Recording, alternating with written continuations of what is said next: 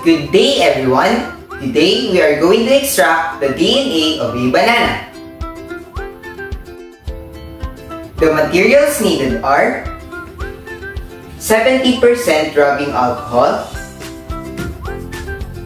fresh bananas, salt, dishwashing soap, mixing bowl, measuring spoons and measuring cups, strainer,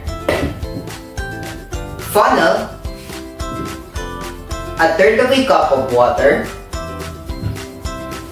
plastic bag, and lastly, a pair of tweezers.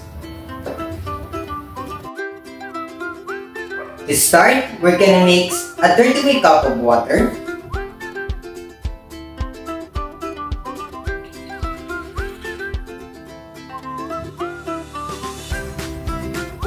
a half teaspoon of salt,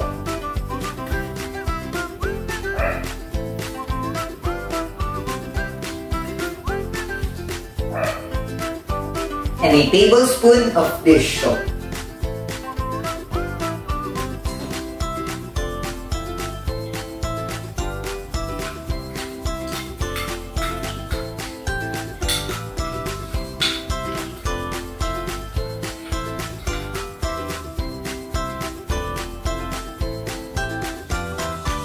Once you have your solution made, place your rubbing alcohol into the freezer to chill.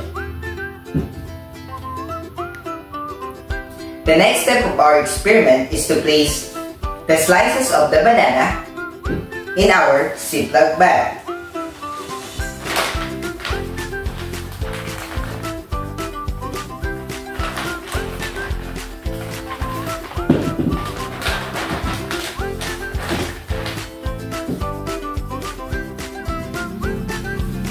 Use your tablespoon and measure 3 tablespoons of our saltwater solution and put it in our bag.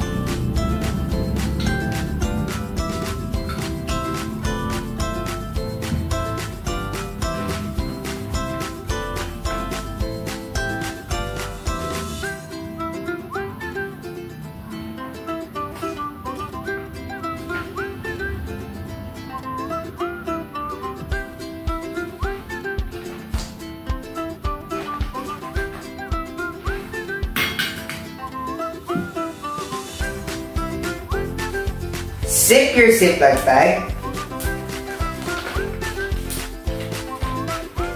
Press out all the air.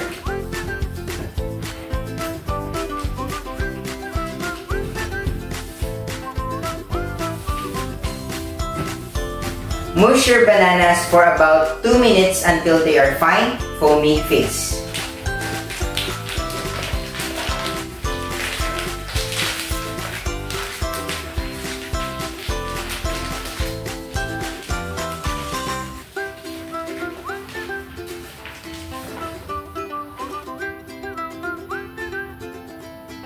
Next, we're going to strain our banana pulp into the container.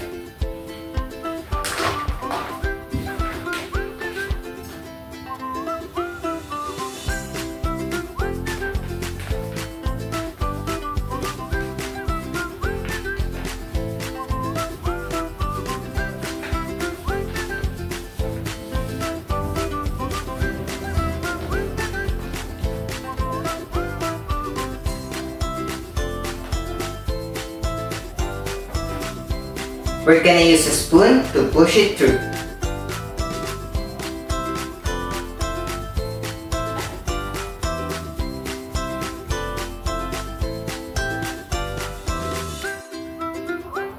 The next step of our experiment is to take 1/2 cup of your chilled rubbing alcohol and our banana foam mixture,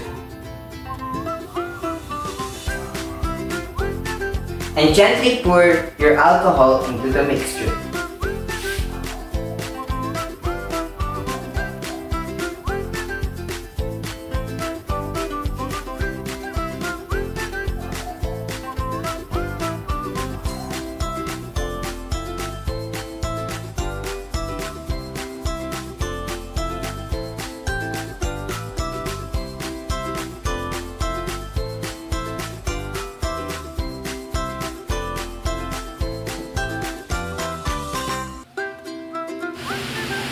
This is the result of the experiment.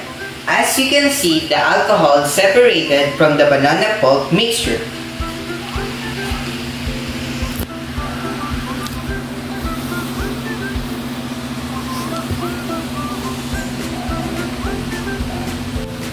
This is the DNA of the experiment.